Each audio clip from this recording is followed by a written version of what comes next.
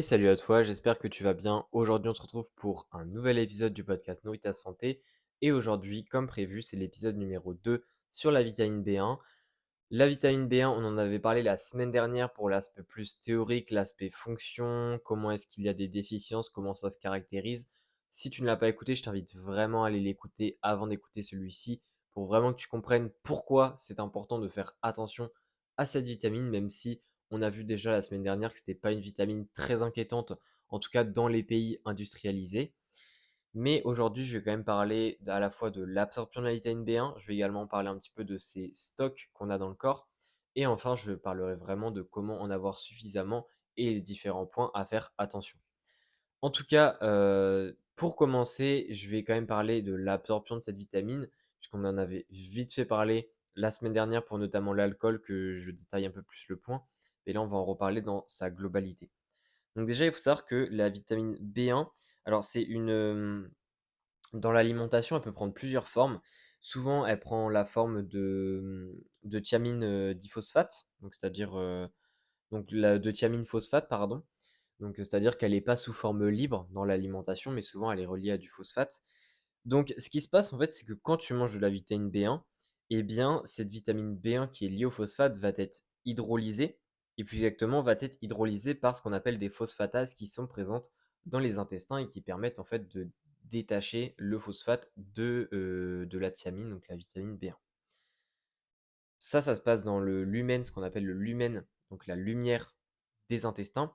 Et ensuite, on obtient de la thiamine sous forme libre. Cette thiamine sous forme libre, elle va par la suite être absorbée par l'intestin, donc plus exactement le duodénum et également le jéjunum, donc les deux premières parties de l'intestin grêle. À savoir que c'est ici que l'alcool va avoir un impact au niveau de l'absorption, puisque effectivement, pour rentrer, vu que c'est une absorption qui est active, eh bien, quand il y a une absorption active de nutriments, eh bien, souvent, il y a dans la réaction, il y a ce qu'on appelle l'ATPase, donc sodium-potassium, l'ATPase Na+, K+, qui va rentrer en jeu, puisque ça va permettre, en fait, à la vitamine B1, donc à la thiamine, de passer de la lumière de l'intestin vers la circulation sanguine. Donc, c'est tout simplement d'être absorbé. Le problème, en fait, c'est que cet éthanol va justement inhiber en partie cet ATPase et ça va faire que l'absorption est diminuée au moins de 30% s'il y a un apport d'alcool à côté. Donc ça, c'est super important. Ensuite, une fois que la thiamine va être absorbée par l'intestin, eh bien, elle va aller dans le sang, ensuite dans le foie, etc. Et elle va aller dans les différents organes du corps, notamment aussi dans le cerveau avec la BBB, donc la Blood-Brain Barrier, qui est aussi quelque chose de très important, mais qui est une membrane très très très sélective au niveau des molécules. Mais comme je l'ai expliqué dans l'épisode de la semaine dernière, la vitamine B1 a aussi un rôle au niveau du cerveau, donc c'est pour ça qu'elle passe. Donc voilà, donc ensuite, la vitamine B1, il faut savoir qu'elle est sous forme libre, sauf qu'ensuite, la vitamine B1 va être resynthétisée en tant que TPP, c'est-à-dire qu'elle va être rephosphorylée. On va lui rajouter du phosphate pour qu'elle puisse se transformer en forme active, donc en diphosphate. Mais il y a aussi de la vitamine B1 qui va rester en forme monophosphate. C'est un petit peu une forme de stockage, on pourrait dire, c'est-à-dire que dans toutes les cellules, tu as toujours un petit peu de vitamine B1 sous forme inactive, donc sous forme TMP, donc thiamine monophosphate, puisque c'est un petit peu, on va dire, une vitamine B1 de secours, c'est un peu la roue de secours de la voiture, c'est-à-dire que oui, tu as 4 pneus, donc elles sont actives et roulent, mais en tout cas, c'est toujours un pneu qui ne sert pas, mais qui est là au cas où tu en aurais besoin. C'est un petit peu comme ça que fonctionne la vitamine B1, c'est-à-dire que si tu manques vraiment un moment de quantité de vitamine B1 en forme active, eh bien, tu as toujours la TMP dans les cellules qui peut être par la suite reconvertie en TPP, donc en forme active, et justement permettre d'être utilisée pour subvenir aux besoins. Donc ça, c'est quand même important de le comprendre. Et aussi, quelque chose que je n'ai pas dit au niveau du transporteur de la vitamine B1, c'est que la vitamine B1 a un transporteur, enfin un système de transport qui est saturé, enfin qui peut être saturable à une certaine quantité de vitamine B1. C'est-à-dire que si tu manges une énorme quantité de vitamine B1 lors d'un repas, eh bien le système actif va être totalement saturé, la vitamine B1 ne pourra plus passer, hein. C'est un petit peu comme des bouchons tout simplement. Et donc ça limite l'absorption de la vitamine B1, mais par contre il y a quand même un transporteur qui est passif à côté, même si l'absorption est bien bien moindre. mais ça existe quand même, s'il y a de très gros apports en vitamine B1, il y aura quand même ce transport-là qui prendra la relève. Donc ça, c'est pour l'absorption. Et autre chose que j'avais envie de parler, c'est justement concrètement nos stocks de vitamine B1. Comment sont-ils? Est-ce qu'on en a beaucoup, etc. Alors déjà, pour donner une idée, il faut savoir que on a environ 30 milligrammes de vitamine B1 dans le corps. À savoir que 80% de ces 30 milligrammes est sous forme active, donc sous forme de TPV, et qu'il y en a environ 50% dans les muscles. Parce que comme je te l'ai dit, tu en as un petit peu dans toutes les cellules, mais vu qu'on a vu dans l'épisode numéro 1 que la vitamine B1 participait beaucoup au métabolisme, notamment au cycle de Krebs, également au pentophosphate pathway, etc., eh bien, tu te rends bien compte en fait que c'est surtout dans les muscles qu'on va en avoir besoin, puisque c'est beaucoup là-dedans qui se passe une production d'énergie, notamment avec les efforts musculaires de la journée, etc. Donc, c'est 30 milligrammes de thiamine. Alors déjà, il faut savoir qu'au niveau des besoins, on en reparlera après, mais au niveau des besoins, on est entre 1,2 et 2 milligrammes par jour. Ça dépend du type de population. Mais ça fait qu'on tient environ 2-3 semaines avec nos stocks de vitamine B1 avant d'être vraiment en déficience. Donc en fait, tu vois que c'est à la fois long, mais pas si long que ça, parce que 2-3 semaines, ça peut aller assez vite. Donc ça, c'est pour ça aussi que c'est très important de se rendre compte à quel point la vitamine B1, c'est peut-être une molécule qui ne pose pas trop de problèmes dans les régions industrialisées. En tout cas, ça peut très vite poser problème dans d'autres régions ou alors selon vraiment notre cas personnel. Donc ça, c'est vraiment quelque chose de très important à comprendre.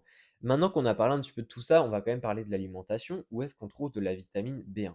Alors déjà, pour rappel et pour te rassurer, comme je l'ai dit, dans les pays industrialisés, il n'y a pas vraiment de risque d'être en déficience, sauf s'il y a vraiment un problème d'alcoolisme, puisqu'on a vu que l'alcool allait inhiber l'absorption en partie de la thiamine.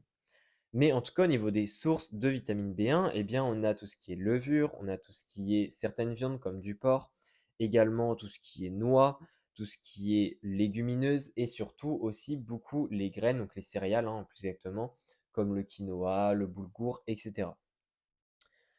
Ce qui est important, c'est que la vitamine B1, c'est une vitamine qui est assez sensible, c'est-à-dire qu'elle est sensible à la fois à l'oxygène, à la chaleur, également elle est sensible aux différents procédés, comme par exemple le fait de polir du riz, le fait de blanchir, etc. L'effet de blanchissement, en fait, va enlever de la vitamine B1. Donc, quand je dis effet de blanchissement, c'est pour les pâtes, pour le riz, entre riz complet et riz blanc, entre pâte complète et pâte blanche. Voilà, c'est un petit peu ce procédé-là. Et bien, en fait, ce procédé-là va enlever beaucoup de vitamine B1, tout simplement parce que la vitamine B1 de base est présente pardon, dans la coque externe de ce type d'aliment, donc que ce soit pour le blé ou même pour le riz. Et en fait, durant ce procédé-là, on enlève la coque externe, ce qui fait que l'aliment perd au moins 75% de la vitamine B1 qu'il avait de base. Évidemment, si tu manges ça de manière raffinée, c'est-à-dire que si tu manges du riz complet, tu auras les taux de vitamine B1 qui seront quasiment ceux de base. Évidemment, il y aura la cuisson, etc., qui va diminuer quand même cette quantité, mais ça permet aussi que ça soit mieux absorbé après. Mais en tout cas, oui, il y a pas mal d'effets industriels qui vont impacter les taux de vitamine B1 et c'est pour ça qu'il y a quelque chose de très très important présent dans les régions industrialisées qui est tout simplement la fortification des aliments, c'est-à-dire le fait d'enrichir les aliments avec des vitamines et notamment avec la vitamine B1. Ça, c'est super important parce que s'il n'y aurait pas d'enrichissement dans les aliments de vitamine B1, eh bien ça ferait qu'on serait peut-être probablement en déficience ou du moins beaucoup plus facilement. Ça, c'est super important et à côté de ça, il n'y a pas que la fortification, il y a également la biofortification qui est en train de se développer, qui est que tout simplement, au lieu d'ajouter de la vitamine B1 à un aliment qui vient d'être conçu, eh bien, on va faire en sorte génétiquement ou par d'autres phénomènes que les plantations donc, de céréales, de légumineuses sont directement vouées à être riches en vitamine B1. Comme ça, au moins, eh bien, dès qu'on récolte, eh bien, on sait que l'aliment est déjà riche en ce nutriment-là. Ça, c'est quelque chose qui a beaucoup, beaucoup, beaucoup de prouesses pour l'avenir au niveau écologique, au niveau de l'efficacité, au niveau des coûts, au niveau de la santé, c'est-à-dire pour éviter la toxicité. Enfin, il y a beaucoup de prouesses, mais c'est quand même quelque chose qui est assez encore récent. Mais en tout cas, c'est quelque chose que l'on fait aussi avec la vitamine B1.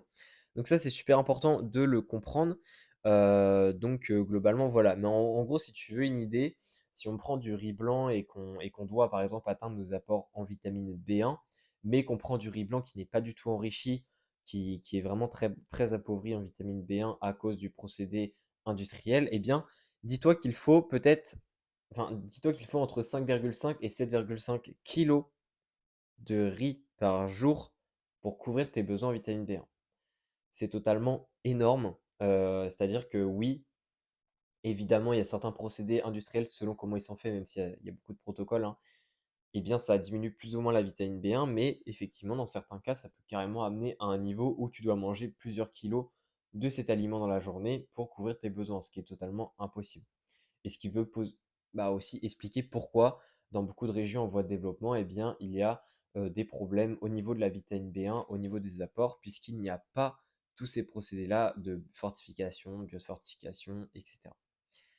Donc ça, c'est super important. Et aussi, dernier point que je voulais ajouter par rapport à ça, c'est tout simplement les facteurs antithiamines. Donc les facteurs antithiamines, en fait, qu'est-ce que c'est? C'est tout simplement les mycotoxines et les thiaminases qu'il y a dans certains aliments. Donc par exemple le café, certaines noix. Enfin, certaines noix, c'est plutôt une noix particulière, c'est la noix du bétel. Alors, c'est pas une noix qu'on a vraiment vers chez nous, donc il n'y a pas vraiment à s'inquiéter. Mais en tout cas, il y a plutôt pour, dans les poissons aussi, mais en fait, c'est dans les poissons crus. C'est-à-dire que les mycotoxines et les thiaminases, c'est quelque chose qui va être totalement désactivé lors de la cuisson. C'est-à-dire que si tu cuis ton poisson ou par exemple le café, le thé, etc., tu le mets vraiment en contact de la chaleur, il y aura vraiment plus du tout de ce type de molécules. Alors que ces molécules-là, de base, en fait, réagissent en fait avec la thiamine. C'est-à-dire que les thiaminases vont notamment découper, on va dire, la thiamine. Les mycotoxines vont s'y lier, etc., vont rendre inactive en fait la thiamine. Mais encore une fois, si tu cuis tes aliments de manière globale, sans trop te poser la tête, enfin sans trop te casser la tête, il n'y a vraiment pas de risque là-dessus. Donc voilà, donc globalement, ce qu'il faut retenir en fait pour la thiamine au niveau des apports, c'est que tout simplement, il faut avoir une alimentation diversifiée, mais c'est surtout ici les aliments d'origine végétale, j'aurais dit végétaux, pardon, qui seront importants. Donc tout ce qui est noix, tout ce qui est légumineuse et tout ce qui est céréales. Encore une fois, si tu en manges régulièrement à chacun de tes repas, que tu mettes au moins des céréales ou alors des légumineuses ou même des noix, eh bien, ça te permettra tout simplement d'atteindre tes besoins en vitamine B1 qui sont d'environ 1,2 à 2 mg par jour. J'espère en tout cas que cet épisode t'aura plu, j'espère qu'il sera été suffisamment précis. Je ne vais pas faire d'épisode 3 sur la supplémentation, puisque la supplémentation en vitamine B1, il n'y a pas grand-chose à dire, c'est quelque chose qui est très très peu courant et qui n'a pas grand intérêt pour le moment. Donc en tout cas, j'espère que ces deux épisodes-là sur cette vitamine t'auront plu. Si tu veux aller plus loin, je t'invite vraiment à aller télécharger mon PDF gratuit sur les carences alimentaires pour essayer de trouver si tu as une carence ou pas en un nutriment en particulier. C'est dans la description de l'épisode. Et sinon, on se dit à la prochaine. Allez, ciao.